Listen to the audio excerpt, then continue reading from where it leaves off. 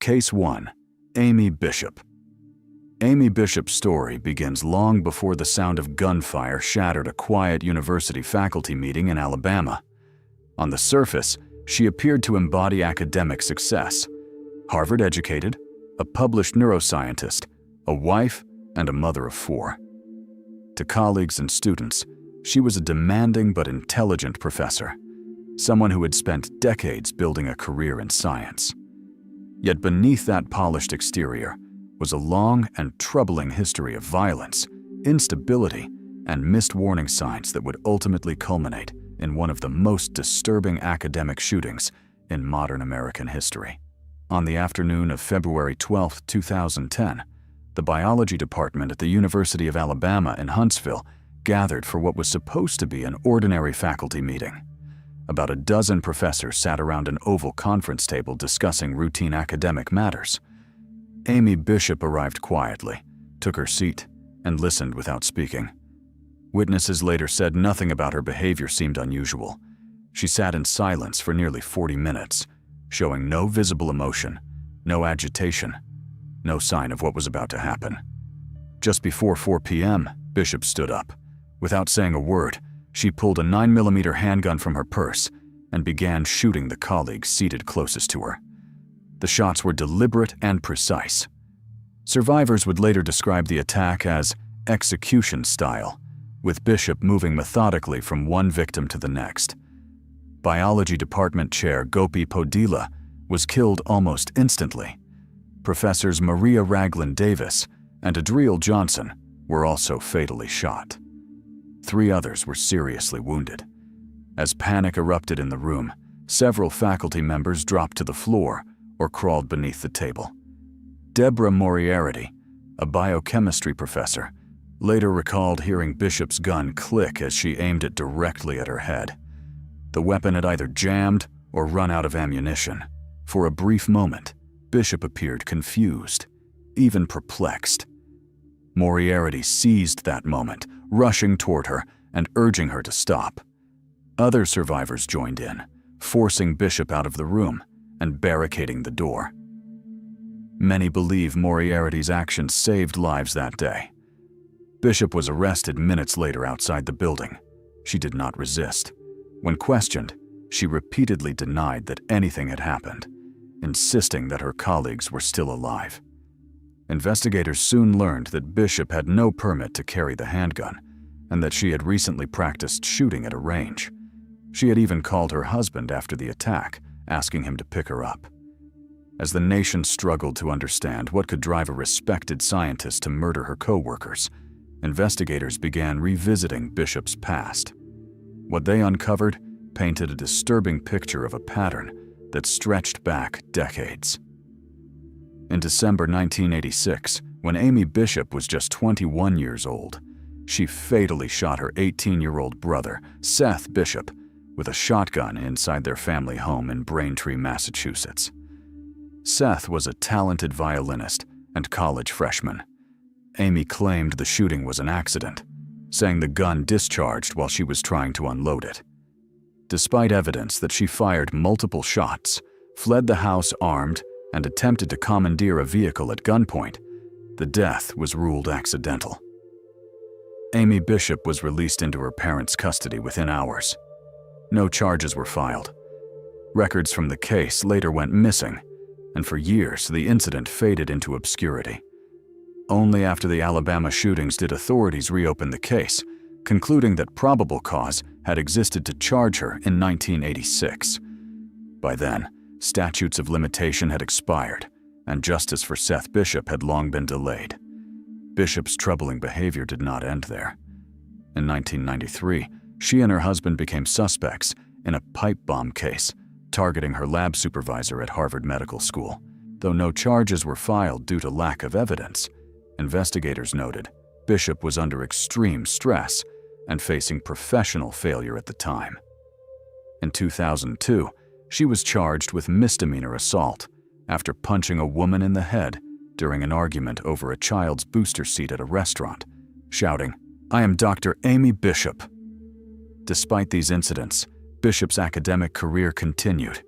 She earned a PhD from Harvard, published research, and secured a faculty position at the University of Alabama in Huntsville in 2003. She developed a portable cell incubator with her husband and won innovation awards. To the outside world, she looked like a rising star.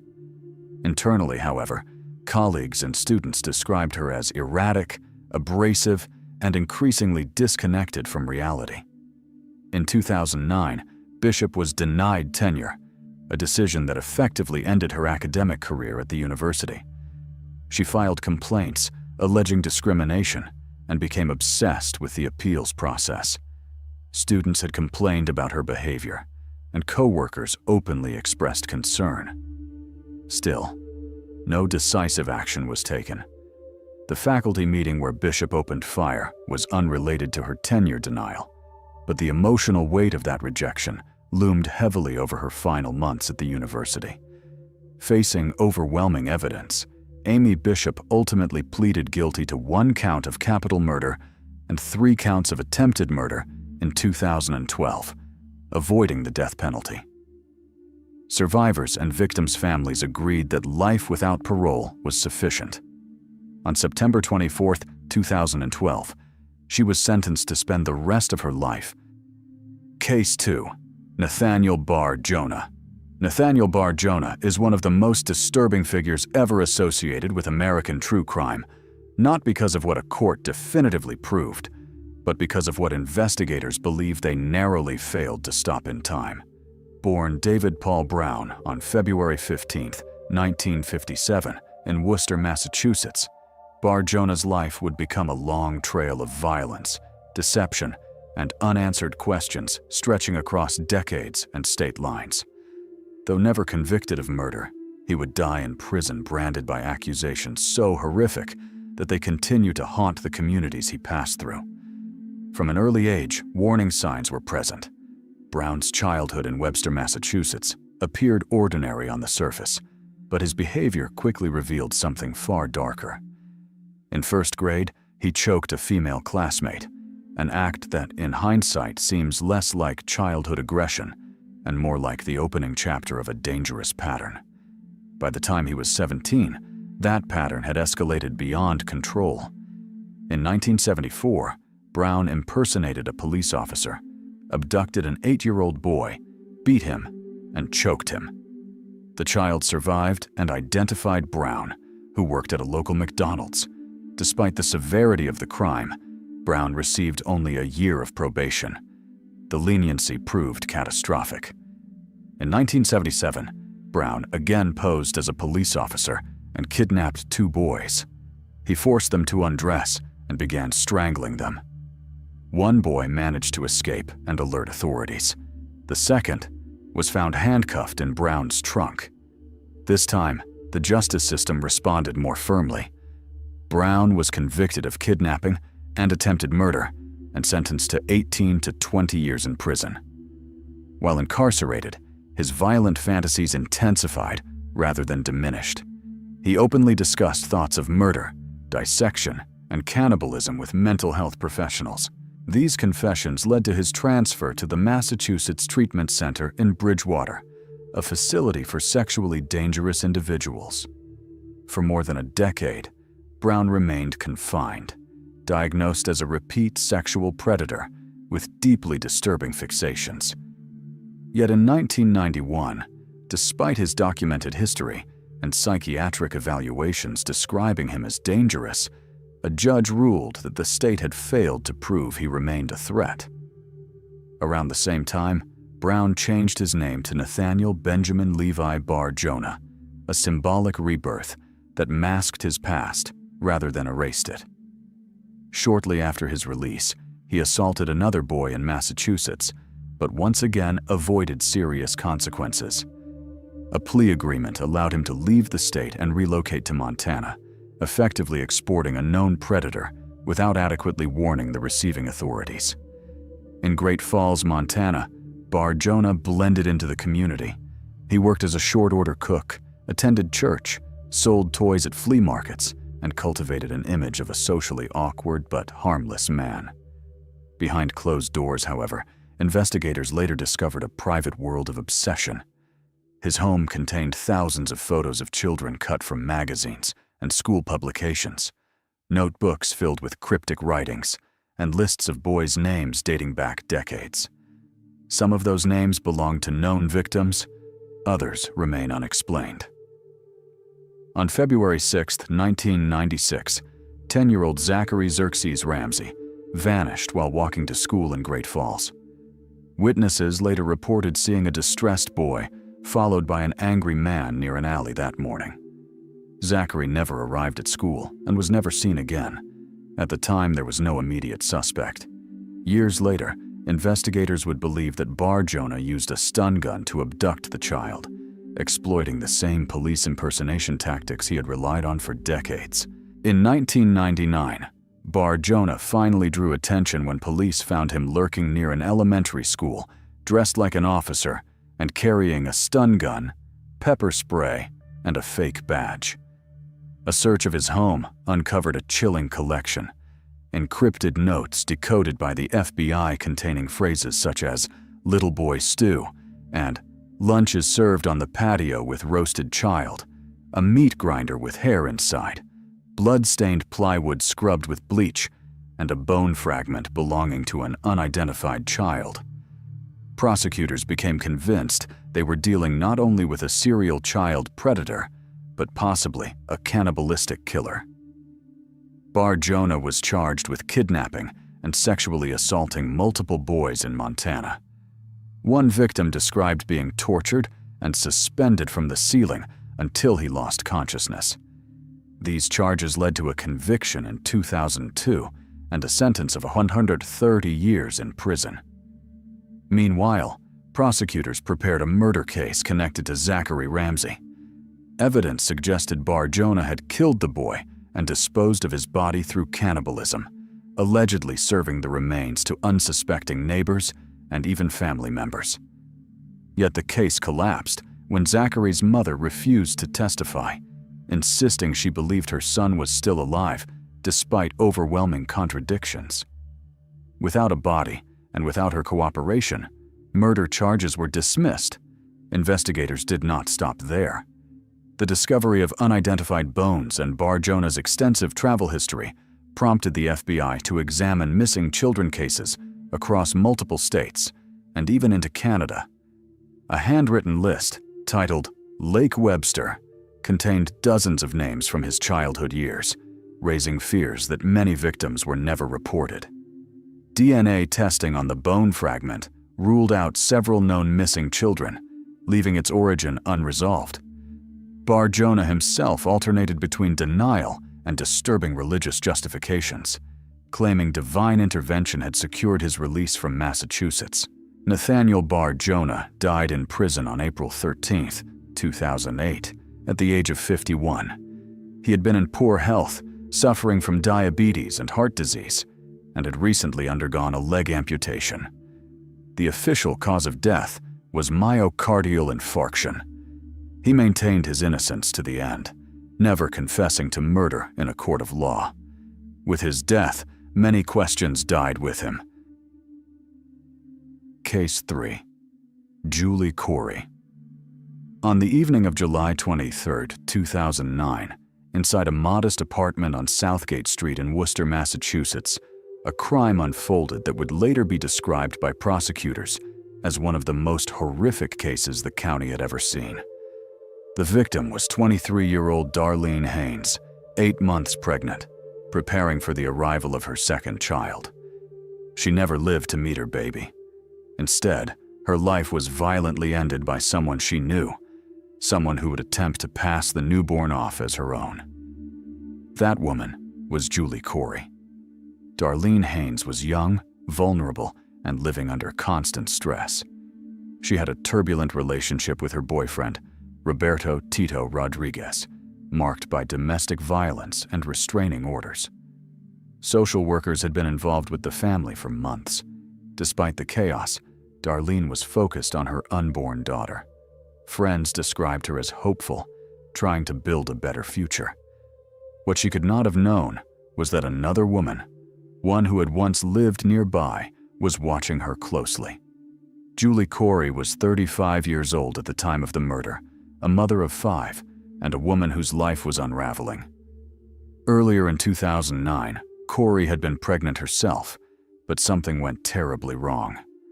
Medical records showed she was approximately 30 weeks pregnant in April when she sought hospital care. After that visit, no baby was ever documented as being born alive. Yet Corey continued to tell everyone around her that she was still pregnant. She held a baby shower. She posed for photos. She carefully maintained the illusion. Prosecutors later argued that Corey's entire world depended on sustaining that lie. Her relationship with her boyfriend, Alex Dion, was unstable. Her access to state benefits was at risk. Letters from the Women, Infants, and Children Nutrition Program warned her she would lose assistance unless she produced a newborn's birth certificate. To Corey, a baby was not just a child. It was security. It was survival. On July 23rd, surveillance footage showed Darlene Haynes arriving at a liquor store near her apartment, stepping out of a Ford Escort. Prosecutors said the driver was Julie Corey. That same night, Darlene vanished. Inside her apartment, a brutal attack took place. Evidence showed she was struck repeatedly in the head, then strangled with an electrical cord torn from a lamp. After she was dead, her abdomen was cut open.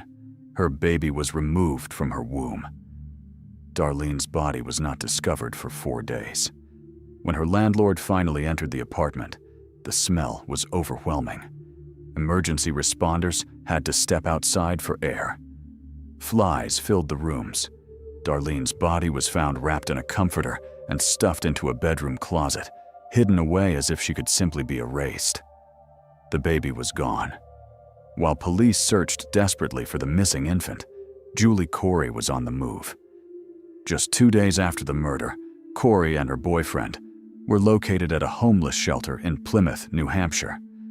With them was a newborn baby girl. Corey claimed she had just given birth. She told detailed stories about hospital staff, labor complications, and negligent nurses. She even placed phone calls the night of the murder, allegedly from the hospital. Investigators later determined those calls were made from Darlene Haynes' phone. People around Corey noticed troubling details. The baby appeared small. Dried blood was visible on her skin. Corey asked friends who the baby resembled, as if gauging whether anyone would question her story. Still, many believed her. Her boyfriend's family held a cookout to celebrate the baby's arrival. They named her. They loved her. The truth unraveled quickly. DNA testing confirmed the baby was Darlene Haynes' child. Julie Corey was arrested 6 days after the murder. The baby survived and was eventually reunited with her biological father. Darlene Haynes' family was left with ashes instead of answers. At trial, prosecutors laid out a chilling narrative of premeditation and cruelty. They presented fingerprint evidence placing Corey inside the apartment, including her fingerprint on a bottle found just feet from where Darlene's body was hidden. They described Corey's motive as a desperate attempt to replace the baby she had lost and preserve the life she feared was slipping away. The defense did not dispute that Corey had the baby. Instead, they argued someone else committed the murder. They focused on Darlene's abusive ex-boyfriend, suggesting police failed to fully investigate him. They questioned missed evidence, untested items, and alternative suspects. Corey herself did not testify. After 10 days of testimony, the jury deliberated for just over a day. They found Julie Corey guilty of first-degree murder. They determined the killing was premeditated, committed with extreme cruelty, and carried out during another felony, the kidnapping of a fetus. As the verdict was read, Corey sobbed openly in the courtroom. Across the room, Darlene's father wept silently, holding an urn containing his daughter's ashes. At sentencing on February 18, 2014, the judge imposed the mandatory punishment: life in prison without the possibility of parole. A statement from Darlene's young daughter was read aloud. The child addressed the woman who killed her mother with heartbreaking simplicity, calling the act mean and very bad. There were no words that could undo the damage. Case 4. Calvin L. Carnes, Jr. Calvin L. Carnes, Jr. was just 19 years old when a single decision turned a quiet basement music studio in Dorchester, Boston, into one of the bloodiest crime scenes the city had seen in a decade. On December 13, 2005, 4 young men who believed they were among friends would be executed from behind. Their lives ended in seconds by someone they trusted. What followed was a long investigation, a courtroom filled with grief, and a sentence that ensured Carnes would never again walk free. This is the story of the Graveside killings, a case that revealed how quickly admiration, envy, and a hunger for power can become lethal. The basement on Bournside Street was not a criminal hideout. It was a place of dreams. Edwin E.J. Duncan had helped turn the space beneath his family's home into a makeshift recording studio where music played late into the night. Alongside Jason Bachelaar and Christopher Vieira, Duncan was part of a small rap group called Graveside. They were not hardened criminals or gang members, but young men fascinated by hip-hop culture, lyrics about violence they never expected to experience themselves. On that December night, they were joined by Jihad Chankor, a friend visiting to help with equipment, and 2 others they knew well, Calvin Carnes Jr. and Carnes' closest friend, Robert Turner. At some point during the evening, a 9mm Glock handgun entered the center of attention. Christopher Vieira owned the gun, and like many young men trying to project toughness, showed it off, passing it around the room. According to prosecutors, that moment ignited what would later be described as a spark of evil.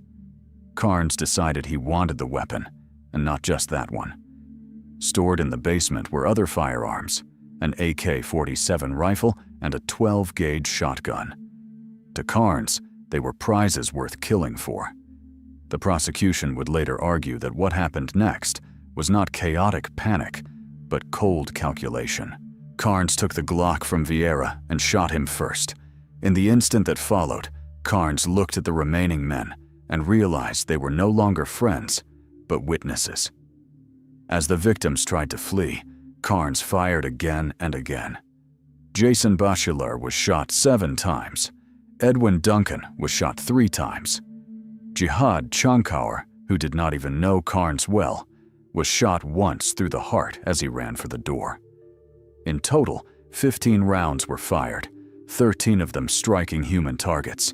Every bullet entered from behind. Some were fired as the victims lay on the floor, wounded and helpless. While the gunfire echoed through the basement, Duncan's mother was upstairs in the same house, unaware that her son was dying below her feet. When the shooting stopped, Carnes took Vieira's car keys and fled with Turner. They drove away in a black Ford Escort, leaving behind 4 bodies and a city stunned by the brutality of the crime.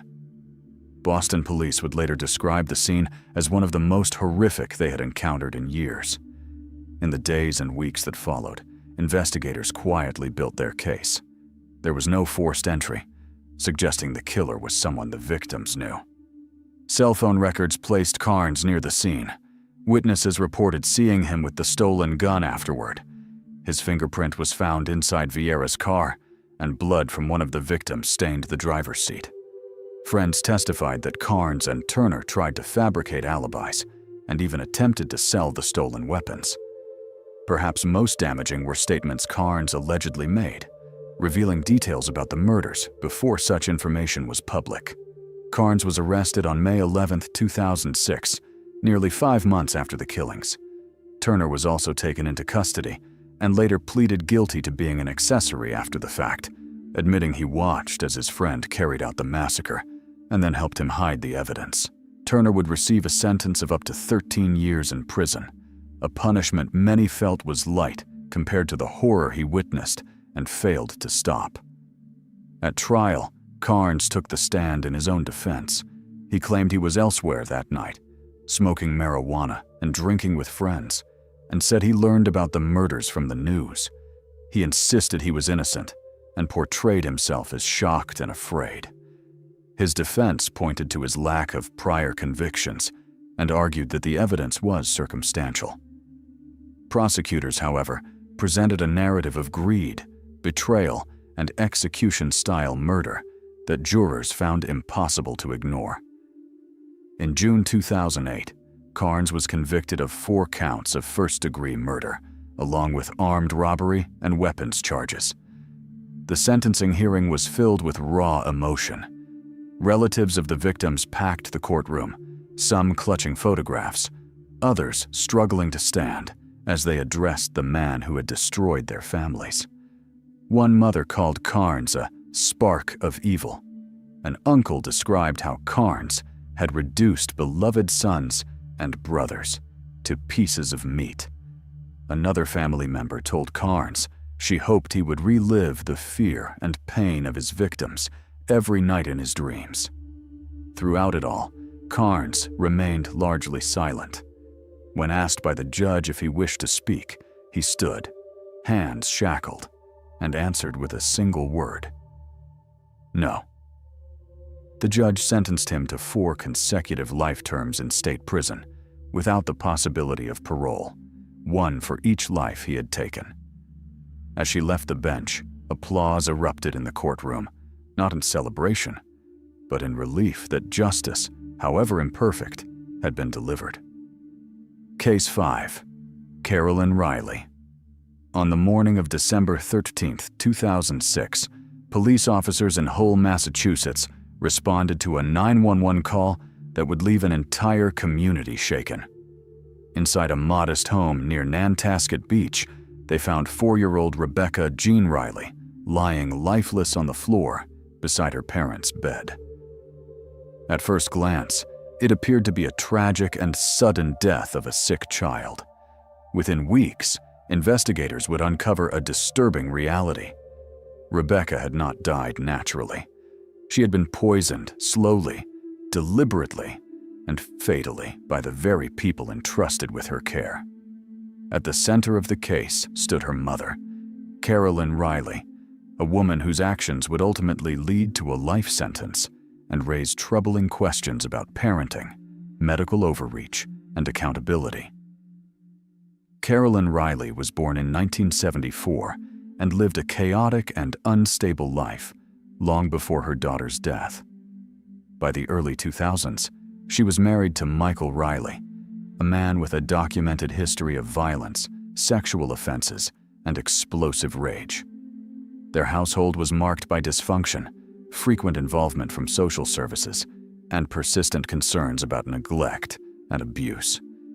Despite these red flags, Carolyn retained custody of Rebecca and 2 older children, all of whom were placed on powerful psychiatric medications at extremely young ages.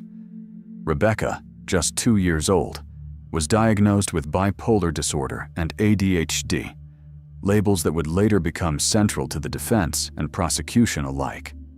Rebecca's daily routine revolved not around toys or preschool, but around pills. She was prescribed clonidine, Depakote, and Seroquel medications, typically reserved for adults with severe psychiatric conditions.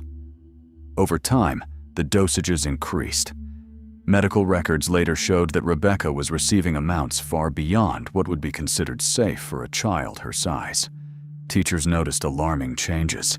The little girl appeared lethargic, disoriented, and physically weak. She trembled, struggled to stay awake, and sometimes had to be helped off the school bus. These warning signs were documented, reported, and ultimately ignored.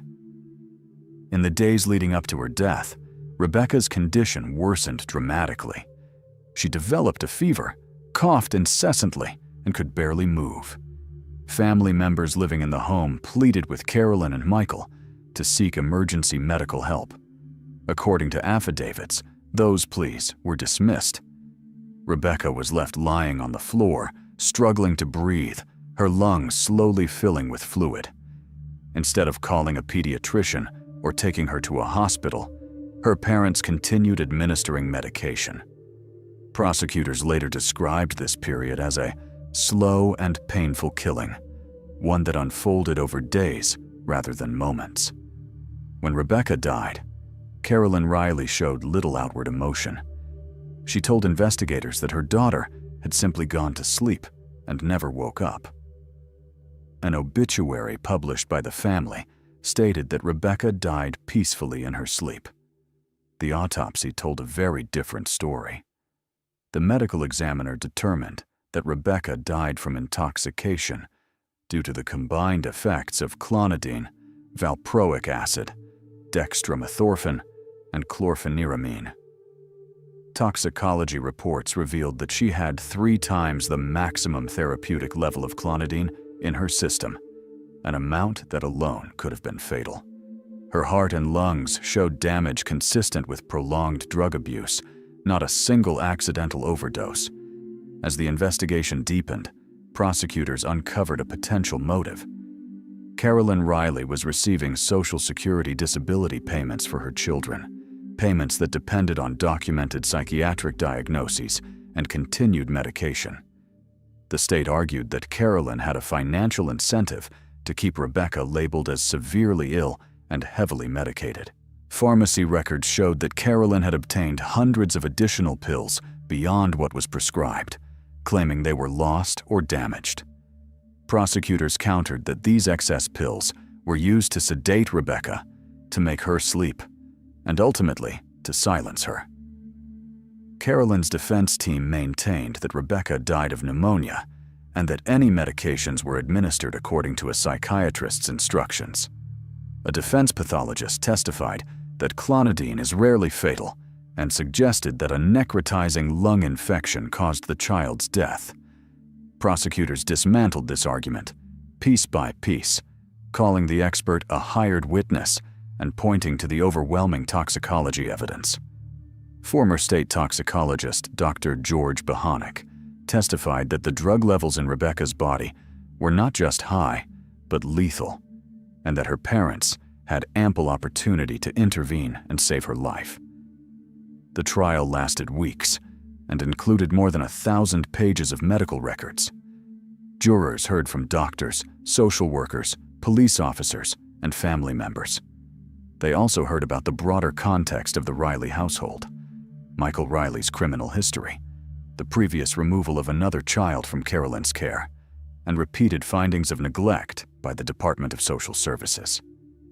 On February 9, 2010, after hours of deliberation, the jury returned a verdict. Carolyn Riley was found guilty of second-degree murder. As the verdict was read, Carolyn showed no visible reaction. She did not cry, flinch, or look toward the gallery. Court officers placed her in handcuffs as the judge confirmed that the verdict was unanimous. The courtroom then heard a victim impact statement from Rebecca's older sister, read aloud by her adoptive father. The words were devastating. She spoke of the pain of losing her sister, the horror of knowing her own biological mother was responsible, and the daily struggle of living with that knowledge. She also acknowledged a grim truth. Rebecca's death had saved the surviving children from the environment that had nearly killed them. On February 10, 2010, Carolyn Riley was sentenced to life in prison with the possibility of parole after 15 years. The judge called the case tragic and emphasized the deliberate nature of the crime. Outside the courtroom, the district attorney described the verdict as a small measure of justice for a child who had none. Carolyn's mother wept, insisting that her daughter had been misunderstood and wrongfully convicted. Carolyn's attorneys said she was devastated that the jury believed she was responsible for Rebecca's death. Michael Riley's fate would follow later. In September 2010, he was convicted of first-degree murder and sentenced to life in prison without the possibility of parole. The court concluded that both parents played a role in Rebecca's prolonged suffering and death. Together, their convictions closed one of the most disturbing child homicide cases in Massachusetts history. Case 6. Joseph Lee Druce. Joseph Lee Druce was not supposed to become a symbol of anything. Born in 1965 under the name Darren Smilage, his life followed a familiar but tragic trajectory seen in many violent offenders: early abuse, untreated mental illness, escalating criminal behavior, and finally, irreversible violence. Yet Druce's name would eventually be tied to one of the most controversial prison killings in American history: the murder of John J. Gayogan, a disgraced Catholic priest whose crimes helped expose the church's global sexual abuse scandal. The collision of these two men inside a Massachusetts prison cell raised unsettling questions about justice, vigilantism, mental illness, and institutional failure. This is not a story of heroes and villains, but of how violence reproduces itself in closed systems where rage, ideology, and opportunity intersect. Druce's childhood was marked by chaos long before his first crime. Court records and later testimony revealed a boy subjected to severe physical abuse by his father and repeated sexual abuse by multiple adult men beginning around age 8. From early childhood, Druce exhibited disturbing behavior: head banging, rocking, explosive anger, and was prescribed powerful psychiatric medications like Ritalin and Thorazine before his teenage years. By adolescence, he was already drifting toward drugs, petty crime, and violent fantasies. Mental health professionals described him as intensely angry, remorseless, and obsessed with sex and domination. Yet no sustained intervention ever redirected his path. His criminal record expanded rapidly after he dropped out of school. By his early 20s, Druce had accumulated dozens of charges, ranging from theft and forgery to drug offenses. In June 1988, his violence escalated beyond recovery. While hitchhiking in Gloucester, Massachusetts, Druce accepted a ride from 51-year-old George Rollo, a bus driver for the elderly. According to Druce, Rollo made a sexual advance. What followed was not a spontaneous reaction, but a prolonged act of brutality. Druce beat Rollo, tied him up, locked him in the trunk of his own car, bought beer, drove to another location, and finally strangled him. Rollo pleaded for his life. Druce showed none. Convicted of first-degree murder, Druce received life in prison without the possibility of parole in 1989. Prison did not temper Druce's rage, it refined it. He reinvented himself ideologically and symbolically, changing his name to Joseph Lee Druce in 1999, citing safety and enemy issues. He cultivated a reputation as volatile and unpredictable, engaging in self-harm, swallowing objects, and erupting into violent tirades. He mailed anthrax hoax letters to lawyers with Jewish-sounding names and openly expressed hatred toward multiple groups. At the same time, he framed himself as a victim of abuse, of the system, of a world that had failed to protect him. This self-image would later become central to his defense. In April 2003, John J. Gayogan was transferred to the Souza Baranowski Correctional Center in Shirley, Massachusetts. Gayogan was serving time for child molestation and was accused by nearly 150 victims, making him one of the most notorious figures in the Catholic Church abuse scandal. Because of threats and harassment, Gayogan was placed in protective custody, the same unit as Druce. Multiple warnings were reportedly given to prison officials that Druce had plans to harm Gayogan. Those warnings were ignored. On August 23, 2003, staffing shortages left only one guard monitoring the unit when inmates were briefly released from their cells. The conditions for disaster were set. Druce entered Gayogan's cell during the lunch tray return. He jammed the door shut using a book, nail clippers, and other objects, preventing guards from opening it electronically.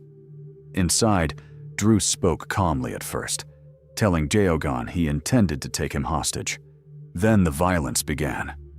Druce bound Gayogan's hands, fashioned a ligature from socks and a sneaker, and strangled him until his face turned purple. After Gayogan collapsed, Druce jumped from the bed onto his chest, breaking ribs and puncturing lungs. An autopsy later ruled the cause of death as ligature strangulation combined with blunt chest trauma. Guards struggled for minutes to force the door open. By the time they succeeded, Geoghegan was beyond saving. Druce did not resist arrest. He spoke openly about what he had done and why. He claimed God had chosen him to kill Geoghegan, portraying himself as an avenger sent to protect children from further abuse. He said he had overheard Geoghegan boasting about past crimes and planning to move to South America to molest children again. To Druce, the killing was not murder, but a mission. Prosecutors saw something else entirely, a calculated execution carried out by a man who wanted notoriety and status inside prison walls. The trial that followed focused less on the facts of the killing and more on Druce's mental state. The defense argued insanity, citing a lifetime of abuse, dissociative disorders, paranoia, and uncontrollable rage. A psychiatrist testified that Druce was unable to regulate his emotions and had come to view himself as a divinely appointed savior. The prosecution dismantled that narrative piece by piece. They emphasized planning, Druce stretching socks into a rope hours in advance, visiting Geoghegan's cell to build trust, waiting for the right staffing gap. This was not a psychotic break, they argued, but a deliberate act. The jury agreed. On January 25, 2006, Joseph Druce was found guilty of first-degree murder. His insanity defense was rejected, just as it had been nearly 2 decades earlier. He was sentenced to a second life term without parole. In the courtroom, there was no sense of victory, only exhaustion. Geoghegan's death did nothing to heal the damage he had inflicted on countless victims, and Druce's actions added another layer of violence to an already horrific legacy. Case 7. Kristen Gilbert. Kristen Gilbert was supposed to be a healer. In the quiet halls of the Veterans Affairs Medical Center in Northampton, Massachusetts, she wore scrubs, carried a pager, and spoke in the calm, practiced tone of a registered nurse. Patients trusted her with their lives, and doctors relied on her in moments of crisis. But between 1995 and 1996, something deeply unnatural was happening on her ward. Veterans who entered the hospital with manageable conditions were suddenly dying of what appeared to be sudden heart attacks, often during Gilbert's shifts. At first, the deaths were dismissed as tragic coincidences. Over time, they formed a pattern too disturbing to ignore. Behind the image of a competent nurse was one of the most chilling medical serial killers in modern American history. Kristen Heather Gilbert, born Kristen Strickland on November 13, 1967, in Fall River, Massachusetts, showed early signs of intelligence and ambition. She was academically gifted and graduated high school at just 16. Those who knew her as a teenager later recalled another side as well: a tendency toward habitual lying, emotional instability, and a constant need for attention. Despite these traits, she moved forward quickly in life. She earned her nursing credentials from Greenfield Community College and became a registered nurse in 1988. That same year, she married Glenn Gilbert, beginning what appeared to be a stable adult life built around career and family. In 1989, Kristen Gilbert was hired at the VA Medical Center in Northampton. She worked in Ward C, an intensive care unit that treated elderly and chronically ill veterans. Gilbert quickly developed a reputation as a capable nurse who remained calm during emergencies. In April 1990, she was even featured in VA Practitioner magazine as an example of excellence. But behind the praise, subtle red flags were emerging. Some nurses noticed that cardiac emergencies seemed to occur more frequently when Gilbert was on duty. Patients would suddenly code, alarms would sound, and Gilbert would spring into action, appearing energized and confident in the chaos. By 1995, the situation had grown alarming. An unusually high number of patients were dying on Ward C, many from apparent cardiac arrests. Between January 1995 and February 1996, 37 patients died while Gilbert was working, a statistic that far exceeded normal expectations. Staff jokingly began calling her the Angel of Death, a nickname that would later feel horrifyingly accurate. Even more concerning was a mysterious shortage of epinephrine, a powerful heart stimulant normally used only in emergency situations. Empty ampules began turning up near patients' beds after unexplained deaths. Epinephrine, also known as adrenaline, can save a life when administered correctly. In excessive doses, however, it can cause the heart to race uncontrollably, leading to fatal arrhythmias and sudden death. Autopsies were rarely performed at the VA hospital, and most deaths were initially attributed to natural causes. But a group of nurses became convinced that something was wrong. In early 1996, 3 nurses formally reported their concerns to hospital administrators, pointing to the spike in cardiac arrests and the missing medication. An internal investigation was launched. As pressure mounted, Kristen Gilbert panicked. In an attempt to derail the investigation, she phoned in an anonymous bomb threat to the hospital, forcing an evacuation and temporarily halting scrutiny. The plan failed. Investigators quickly traced the call back to her. Gilbert was arrested and later served 15 months in prison for the bomb threat, but the investigation into the patient deaths continued. Federal authorities began exhuming bodies, something almost unheard of in hospital death cases. The results were devastating. Toxicology reports revealed lethal levels of epinephrine in several patients who were never supposed to receive it.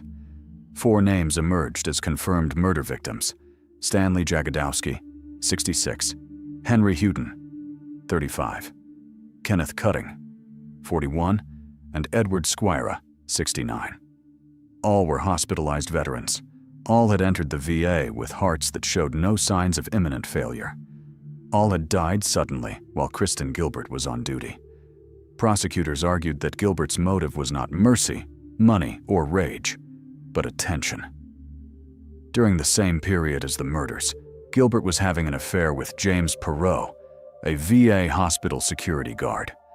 Hospital policy required police presence during medical emergencies, meaning that every time a patient coded, Perot would rush to the scene. According to prosecutors, Gilbert created life-or-death crises to appear heroic and to draw Perot's admiration.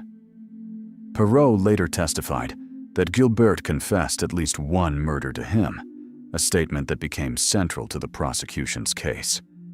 In court, Assistant U.S. Attorney William Welch painted a portrait of a calculating killer who used her medical knowledge as a weapon. He described how Gilbert falsified medical records and selected particularly vulnerable patients who were unlikely to be questioned.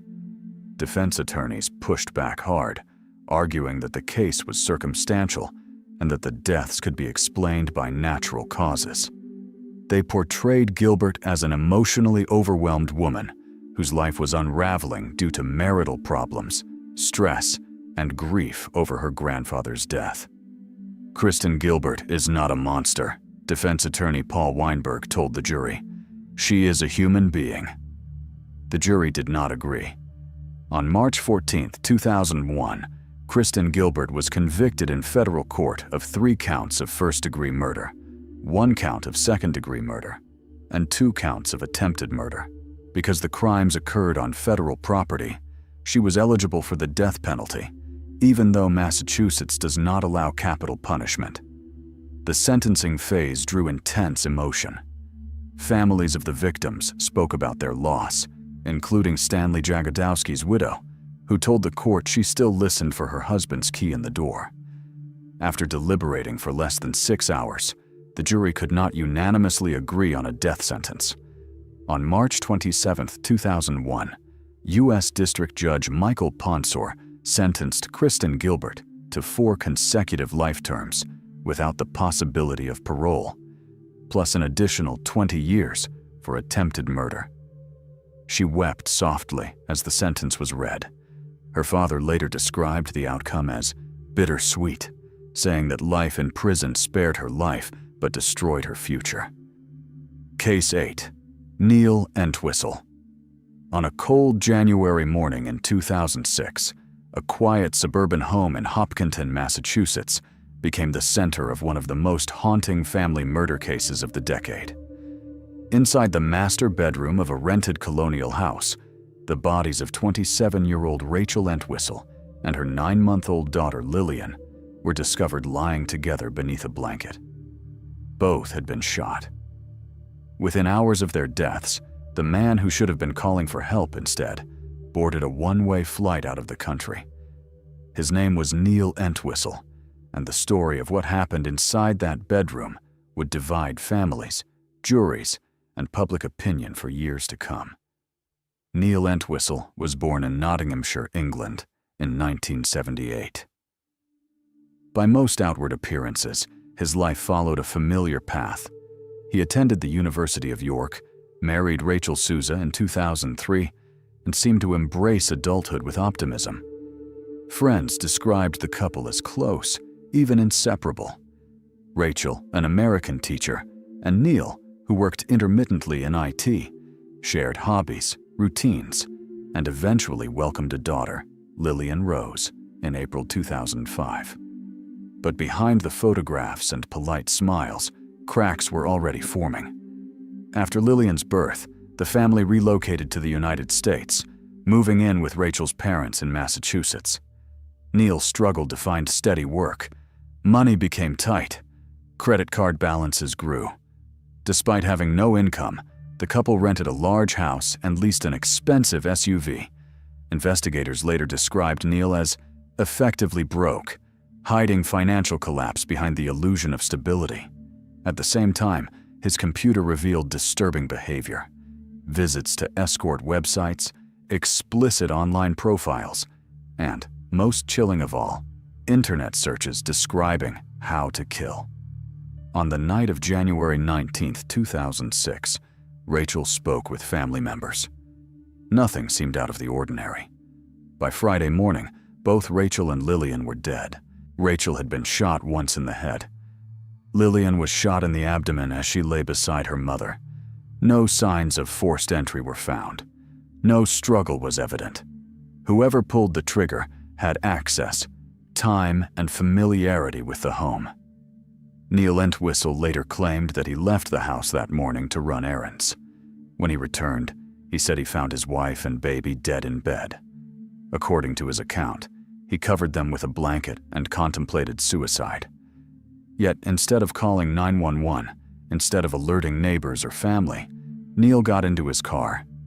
He drove to his father-in-law's home, allegedly to retrieve a gun to kill himself. Finding no one there, he drove to Logan International Airport. At approximately 5 a.m., Neil purchased a one-way ticket to London. Security cameras captured him withdrawing cash, sleeping in his car, and boarding a British Airways flight just hours after the murders. Rachel and Lillian remained undiscovered for 2 days. When police initially searched the house, they missed the bodies, concealed beneath bedding. It was only during a second search, prompted by growing concern from Rachel's family, that officers found them. By then, Neil was already back in England, standing in his parents' living room, telling them his wife and child were dead. When Massachusetts police contacted him, he calmly described finding the bodies and leaving the country. His explanation raised immediate red flags. Forensic evidence soon deepened suspicion. DNA matching Neil was found on the handle of a .22 caliber handgun owned by his father-in-law. Rachel's DNA was found on the muzzle. Keys to the father-in-law's home were located in the car Neil left at the airport. Prosecutors argued the killings were deliberate, possibly planned. They believed Neil took the gun, shot Rachel and Lillian, returned the weapon, and fled the country to avoid responsibility. The district attorney publicly stated that the evidence supported a charge of first-degree murder. In February 2006, Neil Entwistle was arrested on a London Underground train. Though he initially resisted extradition, he soon agreed to return to the United States. The trial began in June 2008 and drew intense media attention. The The prosecution painted a picture of a man drowning in debt, living a secret online life, and desperate to escape financial and marital failure. The defense offered an alternative theory, that Rachel, possibly suffering from postnatal depression, killed the baby and then herself, and that Neil fled in shock and confusion. They pointed to gunshot residue found on Rachel's hands as evidence she may have fired the weapon. The jury was unconvinced. After 9 hours of deliberation, Neil Entwistle was found guilty on all counts. On June 26, 2008, he was sentenced to life in prison without the possibility of parole. The judge described the crime as one that defied comprehension. 2 lives had ended violently, and a third would now be spent behind bars. Case 9. Sinedu Tadesse. On the morning of May 28, 1995, screams shattered the calm of Harvard University's Dunster House, a place more often associated with academic ambition than violence. Students awoke to sirens, blood in the courtyard, and the realization that something unimaginable had happened behind the closed door of a dormitory suite. Inside that room lay the body of Trang Phuong Ho, a 20-year-old biology student, stabbed 45 times while she slept. In the bathroom nearby, her roommate, Sinedu Tadesse, hung lifeless from a makeshift noose. What occurred that morning would become one of the most disturbing crimes in the university's history, leaving behind questions that still have no satisfying answers. Sinedu Tadesse was born in 1974 in Ethiopia, into a family that valued education and achievement. Her early life unfolded during a period of political terror, marked by violence, instability, and fear. When she was just 7 years old, her father was imprisoned for 2 years by the ruling regime, a trauma that shook the family's foundation. In response to chaos, Sinedu turned inward, devoting herself completely to academic success. She excelled at the prestigious International Community School in Addis Ababa, graduating as valedictorian and earning a full scholarship to Harvard University, a dream that symbolized escape, safety, and possibility. But Harvard did not become the sanctuary Sinedu had imagined. Surrounded by high-achieving peers, she struggled to maintain the academic dominance she once knew. Her grades were solid, but no longer exceptional, and she was told that her performance might prevent her from attending elite medical schools. Socially, she became isolated. She failed to form close friendships, even distancing herself from relatives living nearby. Her loneliness grew so severe that she sent letters to strangers selected from phone books, pleading for companionship and understanding. Some recipients were alarmed by her intensity. Others ignored her entirely. During her sophomore and junior years, Sinedu shared a room with Trang Ho, a Vietnamese immigrant who had survived her own difficult childhood. Trang was intelligent, hardworking, and admired by her peers. She balanced demanding coursework with volunteer work, research positions, and family responsibilities. While both women were quiet and reserved, Trang seemed socially grounded in a way Sinedu was not. Over time, Sinedu became emotionally dependent on her roommate, viewing their relationship as her sole source of connection. What began as friendship gradually turned into fixation. Tension developed as Trang began spending more time with others and eventually decided to live with different roommates in her senior year. To many students, this was an ordinary college decision. To Sinedu, it felt like abandonment. She reacted with despair, withdrawing completely and refusing to speak to Trang for weeks. Letters later revealed her belief that Trang was all she had, while Trang still had a family and support system to return to. The emotional imbalance between them had reached a breaking point. In the days leading up to the murder, Sinedu's behavior grew increasingly alarming. She purchased 2 knives and a length of rope in advance.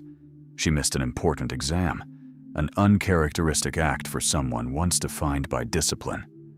She sent an anonymous photograph of herself to the Harvard Crimson, accompanied by a chilling note. keep this picture. There will soon be a very juicy story involving this woman." The message was dismissed as bizarre, its meaning tragically clear, only in hindsight.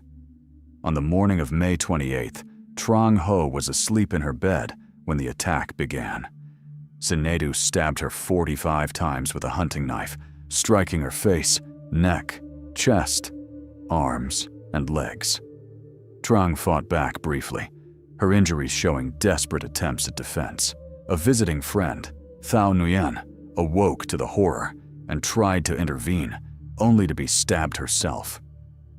Bleeding and terrified, Nguyen fled into the courtyard screaming for help. Moments later, Sinedu barricaded herself in the bathroom and hanged herself from the shower rod using the rope she had prepared. The crime stunned the Harvard community and dominated national headlines. Authorities described the violence as inexplicable, noting no prior criminal history, no known threats, and no clear motive beyond personal conflict.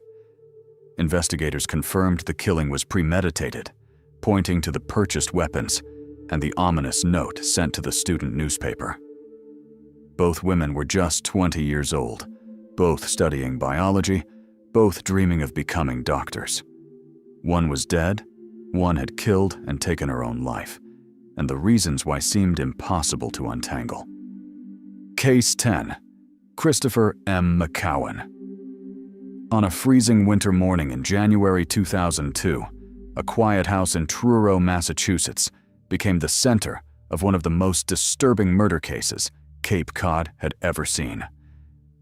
Krista Worthington, a 46-year-old former fashion writer who had once lived a glamorous international life, was found dead on her living room floor. She had been brutally raped and stabbed, left half naked, her blood soaking into the floorboards of the modest cottage she had chosen for a quieter life. Beside her body was her 2.5-year-old daughter Ava, alive, unharmed, and still trying to nurse from her mother. The image would haunt investigators and the public for years. This was not just a murder. It was a crime that shattered the illusion of safety in a small coastal town and sparked a 3-year hunt for a killer. Krista Worthington had not always lived in Truro. She was born into privilege, graduated with honors from Vassar College, and built a successful career as a fashion journalist and editor, working for major publications like Women's Wear Daily, Elle, Cosmopolitan, and Harper's Bazaar. Her work took her across Paris, London, and New York, immersing her in a fast-paced, high-profile world. But by the mid-1990s, Krista grew tired of that life. She retreated to Cape Cod, settling into a small cottage near Pamet Harbor, seeking solitude, creativity, and motherhood. In 1999, she gave birth to her daughter Ava, a child she raised largely on her own, fiercely protective and deeply devoted.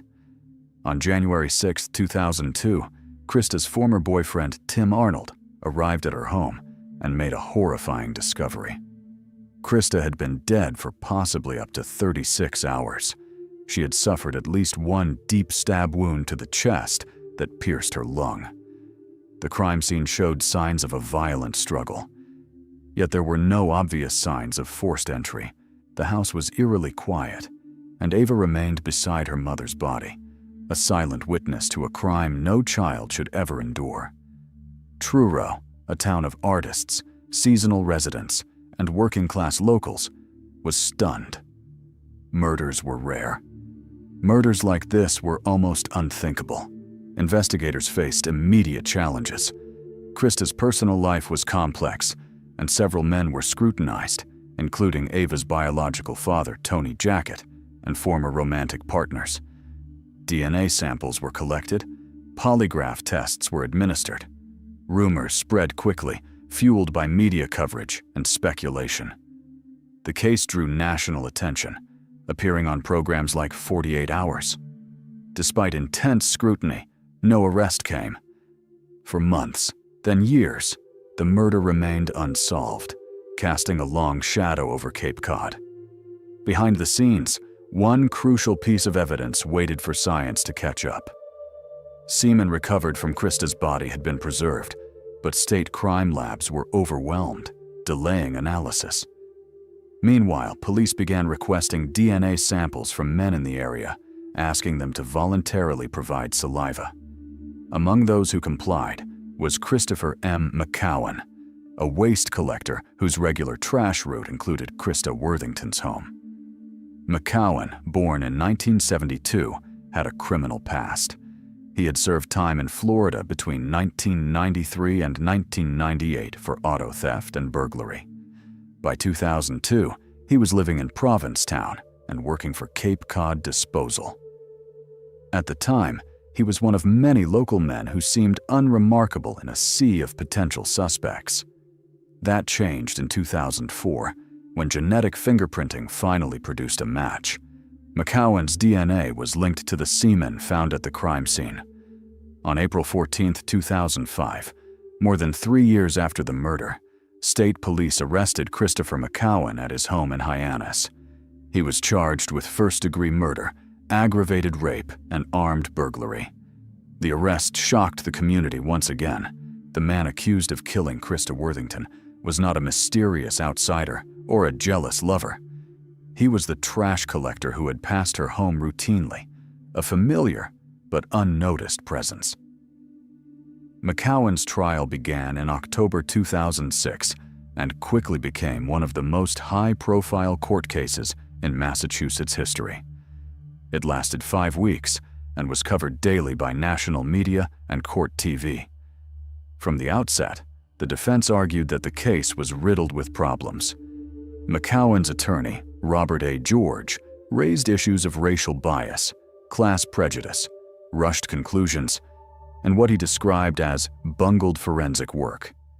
He suggested that investigators had ignored other viable suspects and focused too narrowly on McCowan once the DNA match emerged.